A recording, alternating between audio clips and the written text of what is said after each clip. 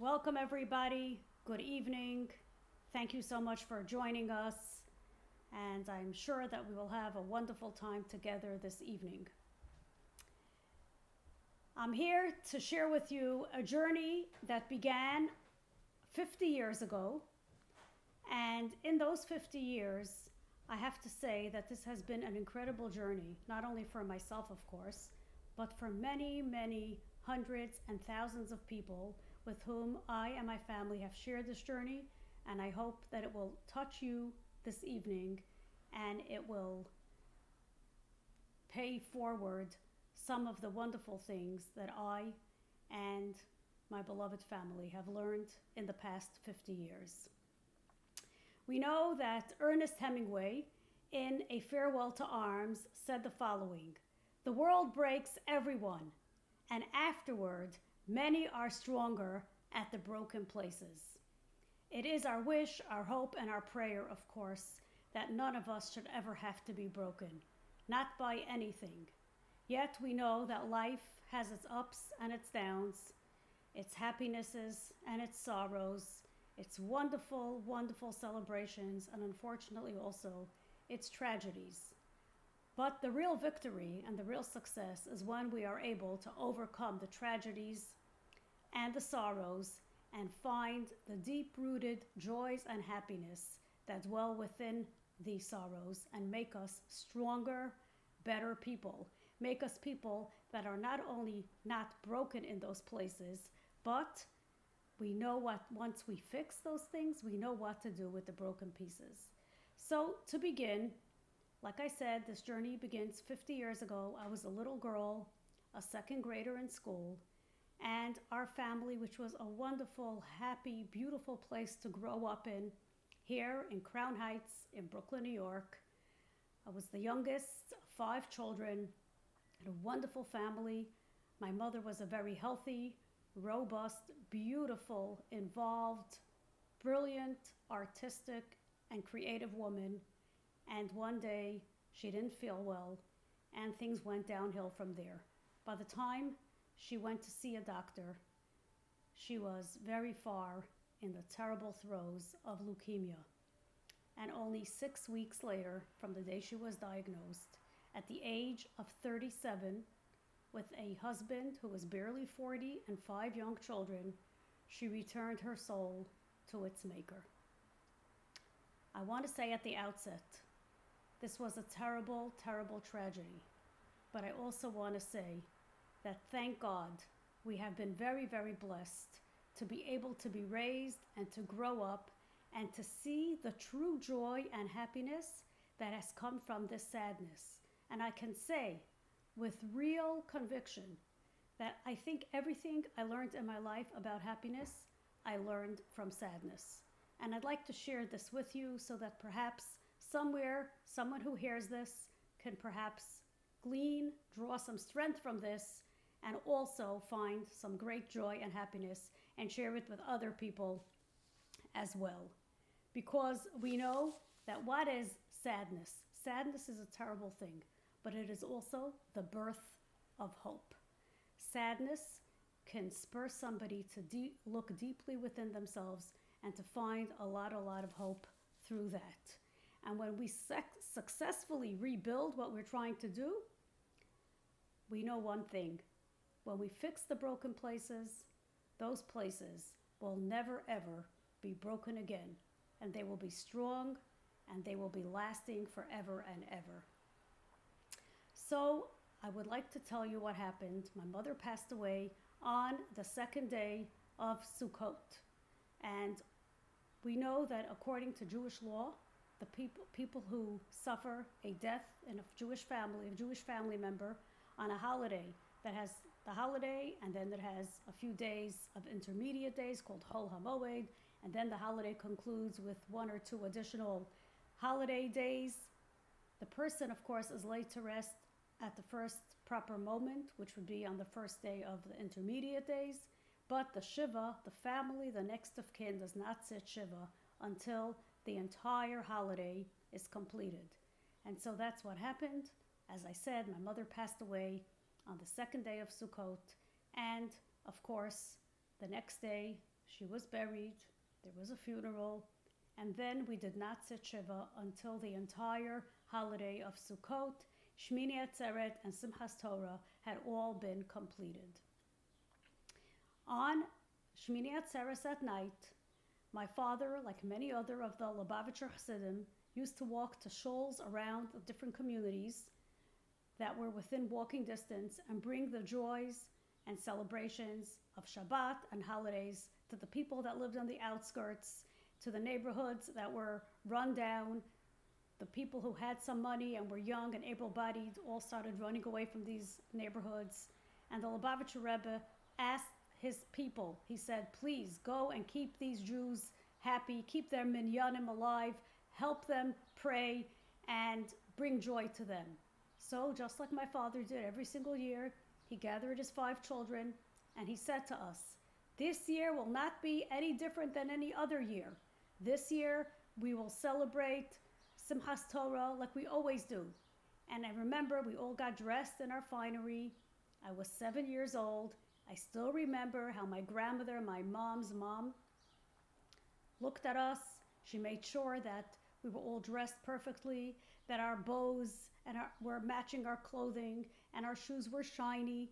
And as a 7-year-old child, of course, I was terribly, tragically sad that my mother had passed away, but it did not really hit me what that meant. And so I was very excited to go on a long walk with my dad. And we walked from Crown Heights to the outskirts, to a neighborhood called East Flatbush. And we came there to a shul that my father would go to very, very often. He would take us along for special occasions such as this. And because we came with a group of other Hasidim, it was very exciting, and they gave the children goodie bags and flags, and the dancing began. And they honored the Lubavitcher Chabad Hasidim who had walked to make it merry for them with a hakafa, meaning to say they called the rabbis up and they gave them each the opportunity to hold the Torah and to dance with the Torah, and everybody rejoiced with them. Now, while this was taking place, unbeknown to us, there was a 14-year-old young boy at this shul. And in the middle of the dancing, he leaned over to his father and he said to his father in his ear, he said, Dad, do you see that little man dancing in the circle with the Torah? I never saw somebody dance with so much joy. He must be the happiest man in the world. And his dad took him out of the circle and whispered to him quietly. He said, you see that man? You should know that a few days ago, he lost his young wife, who was 37 years old, and he is now a widower with 5 children. And the son said to him, Dad, that's impossible. How can that be true? How can somebody who just suffered such a tragedy dance with so much joy? And his father said to him, because that's what a Jew does. When he's told to be happy, he's happy. That's what a Hasid does. He does above and beyond. God said, be happy. That's what he's doing. He's rejoicing. Now, we did not know this exchange took place. We finished the dancing. We went home. We celebrated the holiday. At the end of those days, of course, we had to sit down and we had to commemorate the Shiva for my mother. Of course, with God's help and with our wonderful father and our wonderful grandmother and many, many other wonderful family members and friends and a fantastic community, God was very good to us.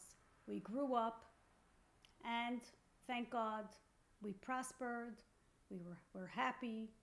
We hope we were able to do what we have to do in our lives, build families, and do whatever we possibly can.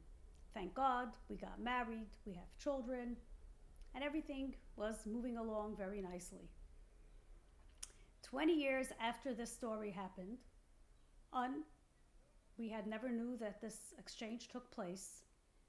An organization in Crown Heights called Tzivos Hashem. It's the largest Jewish children's organization in the world.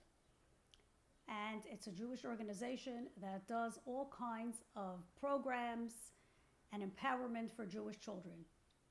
There's a very big museum in our neighborhood called the Jewish Children's Museum.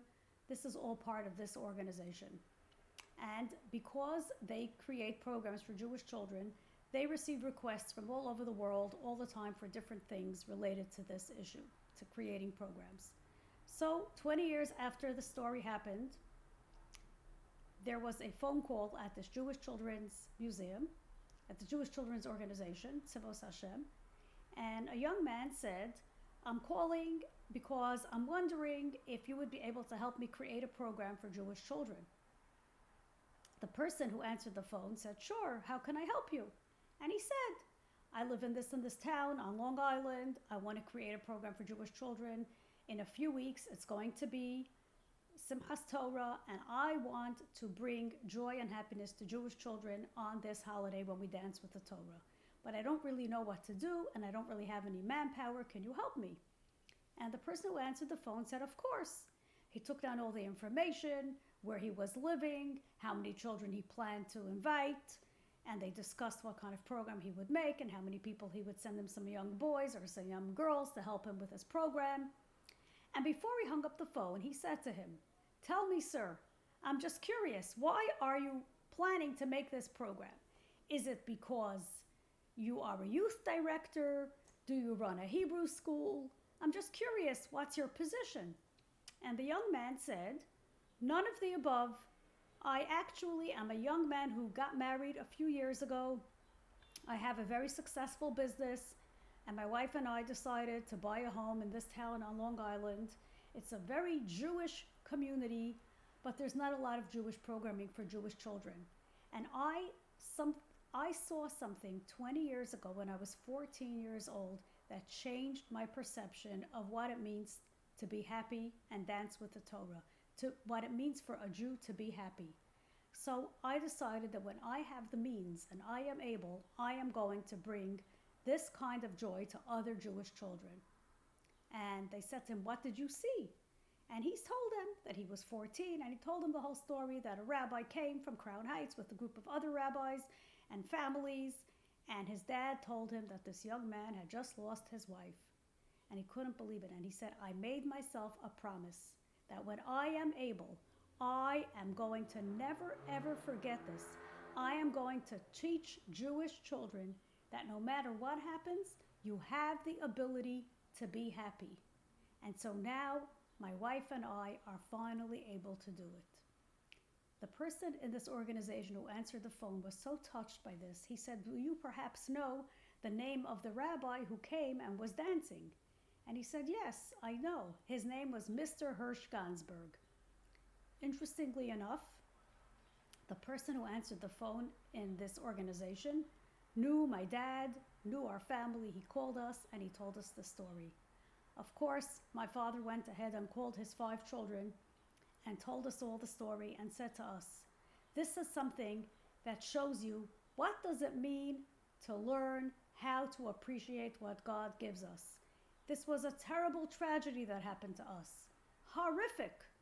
We could have really sunk. But I did what I had to do because I had no choice. The alternative was much worse. And so I did what I had to do. I figured this is up to God.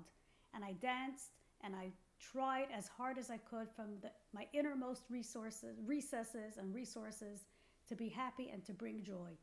And look at the ripple effect of what happened. A young teenager, 14 years old, made himself a promise and kept it 20 years later because of what he saw. And my dad called us all together and said, after this holiday, we have to meet this man and his family and get together and celebrate with them and see how we can help propel this to keep moving forward. And that is exactly what we did. This is not a story that has an ending. It's a work in progress. It's a story that keeps on going and giving and has crossed oceans. It has gone to all continents of the world because every single human being has the ability, no matter what transpires, to dig deeply within himself or herself, ourselves, and find that inner source that allows us to build ourselves back up and find joy and happiness. And I would like to tell you that there have been other times, I wish I could tell you that there was never something else that was sad in our lives, but that is not the truth. And it's wonderful to sugarcoat things, and that is the way we live often. But when something does strike, and unfortunately it has, what we do is we find the way to make this work for us in a way that we could never have imagined. But if we're able to do that, we can actually find tremendous, tremendous strength. I will never forget how hard my father, my grandmother, and everybody around us worked to give us a happy, healthy, beautiful childhood and beautiful, wonderful life. We never forgot my mother, of course not. We spoke about her. We will never stop missing her. We have numerous children and grandchildren named after her, and great-grandchildren. But what I could tell you is that when we think of her, we will never lose that sorrow, but we will always know that her life propelled us to a very, very great place of tremendous joy. How do we do this? It's a little bit like thinking about you have a beautiful parquet floor in your living room, and a piece or two pieces come loose, and after a while they become uprooted, and then you have a hole in your beautiful floor, and you're not used to that hole. So every time you walk on the floor, what happens is you fall into the hole until you start to realize that you have to train yourself to understand that that hole is still there. It's not going away. But instead of falling into it, we can learn how to walk around it. And many times we have a hole like that in our hearts, and it is natural to want to fall right into that hole. It's not only natural, it's so human, it's so normal. And we do it many times. But the trick is to remember that we have to learn the hole will never go away. That's a fact. But we have to learn how to walk around it. It's still there, but it will not cause us to sink into it. Instead, we'll be able to walk around it. So we recognize it, we acknowledge it, we know its parameters, and sometimes they seem to grow, and sometimes we're lucky enough that they seem to shrink a little bit. But what do? We don't fall into the hole anymore. We learn how to walk around it. And what is that ability that we have? It's our neshama. It's our soul that God gives us that keeps us alive. And it is such a tremendous reservoir of strength, of hope, of love, of courage. It gives us the ability to look deeply within ourselves, even when we physically cannot imagine how we can find one more tiny shred of hope. We look deeply into our souls and we actually find it. And I want to share with you something that I can tell you that this is really the case. And if I would not have seen this myself, I would probably never have believed it. But I can tell you that this is another little part of the journey I've been on for the last 50 years after this terrible tragedy happened. And about 7 years ago, my beloved brother, who was a real, I don't even have the words to say what kind of person he was, but I'll tell you what kind of person he was with the following. He was a real staunch follower of Judaism, of the Rebbe. He gave his heart and soul. He was a successful businessman. At the age of 50, he was driving through Harlem one day, delivering some galleys of prints that he was working on, a book that he was publishing. And he was very tired because he had just come home from a trip to the Far East. And he was worried that he wouldn't make it back to Brooklyn without succumbing to jet lag. So on his way home, he stopped in a Starbucks in Harlem, went into the Starbucks, bought an espresso, And while he was drinking it, he took out his cell phone, texted his wife, and said to her, "Guess what? I'm on my way home. I'm in Starbucks in Harlem.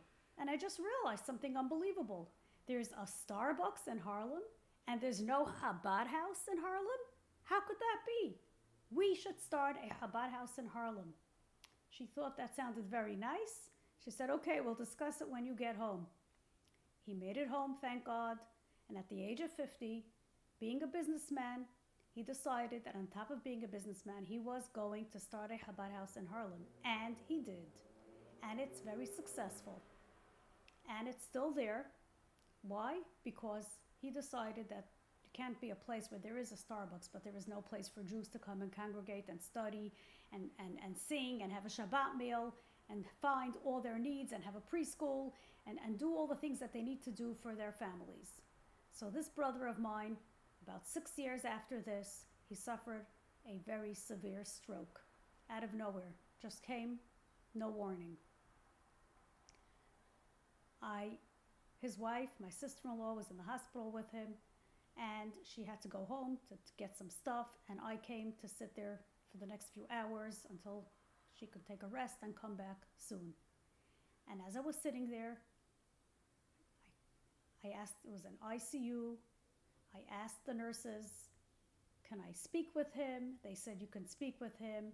He may hear you, he may not hear you. He will certainly not answer you." His whole head was bandaged with electrodes. He was definitely in another world. And I just sat there and I talked and I talked and I said, "I know you hear me." And I kept on speaking. And then, because I no longer had what to say, because I wasn't sure if I'm just talking, maybe I'm boring him, I decided it was only me in a private ICU room with glass all around us. I decided it's only him and I decided to start to sing a Hasidic melody. And lo and behold, like I said, I would not believe it if I didn't see it. Without warning, he suddenly opened his mouth and started to sing the melody along with me. And I started screaming to a nurse, "Somebody come, you won't believe this. He woke up." I thought he woke up. They came, they saw what was happening, and the nurse said to me, she was so kind, and she said, "I want you to know you're doing a very, very good thing. I can't tell you for sure what he hears and what he doesn't hear, what he understands and what he doesn't understand, but I could tell you that you really, he knows you're here and he's listening, and you are touching his soul, because he can sing. He cannot speak, but he can sing. That's because there's a part of the brain that is not connected to the part of the brain that deals with speech. It's the part of the brain that deals with music and singing, and that part is 100% intact. And the more you sing to him, the better." And I started to speak with her for a while, and she said, "You know, I'm not really a religious person, but I want to tell you, I believe in the soul, because I see that people have the ability to get past the greatest tragedies, the greatest sorrows, the greatest infirmities by accessing their soul." And I've seen this with patients of all kinds, especially stroke patients.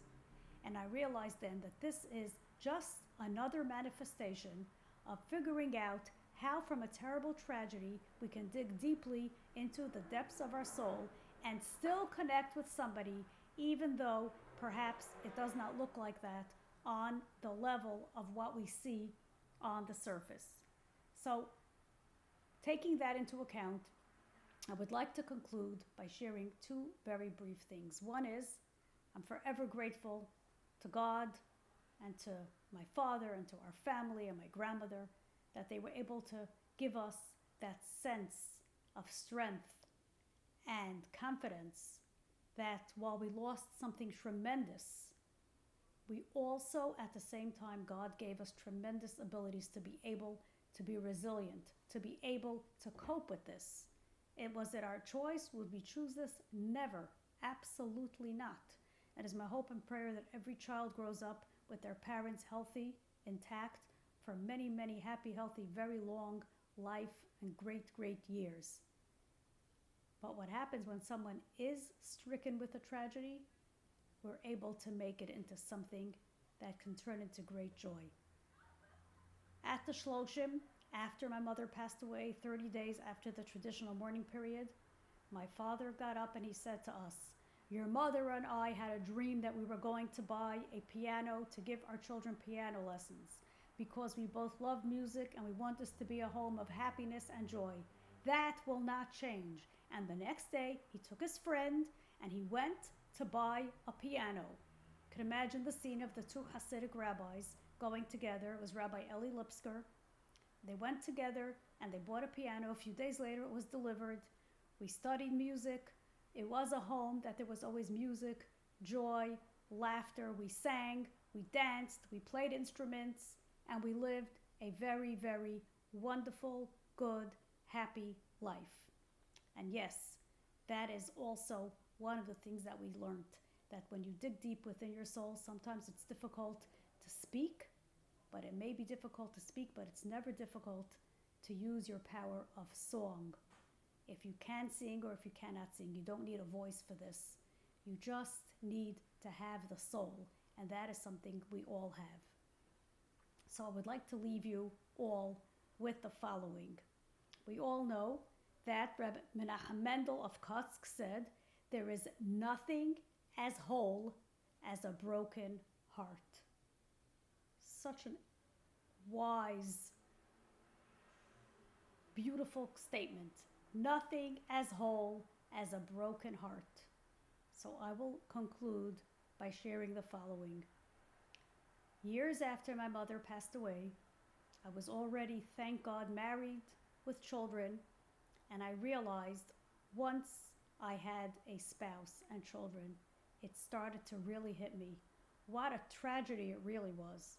How did my father cope? How did he manage? How was he able to raise a family with happiness and joy? And I called him one day and I said, Dad, I want to come and speak with you about something. And he said, sure, come right over. And I came over and we sat over 2 cups of tea. And I said to him, please tell me, how were you able to go on? How were you able not only to go on, but to raise us and to make us feel happy and strong and confident? We never felt that we were different. How were you able to do this? You were mommy's husband. She was no longer here. We were kids. We were on a different wavelength. And he said to me, honestly, I don't know. I can't really give you an answer. The only thing I could tell you is the following. A few months after your mother passed away, I was in shul one morning davening. I went to pray the Shachris service, the morning service. And as I was praying, there was an older chassid who was sitting next to me. And the entire prayers, he was looking at me. And I was very uncomfortable. I couldn't wait to finish and leave because I didn't know why he was looking at me. And finally, after praying and after folding up my talis and taking off my tefillin, putting everything back in the bag, I just took my prayer book to say the few chapters of Psalms that we say every day. And I finished and I closed my prayer book and I stood up to go home, and this older gentleman was still there, and he said to me, I hope you don't mind, but can I speak with you please for 2 minutes? And my father said, out of respect to an older person, he said, okay. And he said, I want to tell you something. I hope you don't get offended. I hope you take it the way I mean it. I know what happened to you. I know that you lost your young wife. I know that you now have 5 children to raise. I want to just tell you something, and I'm sharing it with you because a similar thing happened to me. And I wish somebody would have said this to me then, so I'm going to share it with you. Please take it or leave it, but please let me share it. And he said, you now have 2 choices. You can either really sink, just live day by day, the bare minimum of literally being alive, and you know what? God will help you. God will take care of your children. They will grow up no matter what. And I understand if you sink and you really, really can't cope. The other option you have is, it's much, much harder, is to pull yourself up by your bootstraps and really dig deeply into your heart and into your soul and do whatever you can to go above and beyond and raise your family with everything you've got, with joy and happiness. And you will see that it will be worth it. But let me tell you something, Mr. Gansberg. It's going to be very, very hard, but it's going to be worth it. And then my father looked me in the eye and he said these words to me. I hope you know which choice I made. So ladies and gentlemen, I want to wish everybody that we should never even have to make such a choice. Life does bring us things sometimes that we would never expect and we never ever wish for. So first I want to wish everybody that God should bless each and every one of you and all of us together only with goodness and happiness and blessings of every single kind. No one should ever know of any sadness, illness, tragedy, or anything of the sort. We're living in a time now, there has been way too much of that, and I say my condolences to anybody who was ill and lost family members, and my condolences to everybody that's suffering from the racial tensions that are happening and all of these terrible things that are happening in the world now. May God eradicate every single one and only replace it with goodness and kindness. And until that happens, we need to dig deeply and find the resources we have within ourselves. Because let's not forget that we can learn a tremendous amount of joy and happiness even through things that are sorrowful and sad.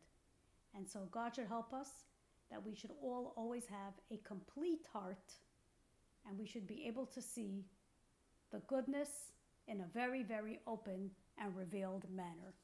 Thank you.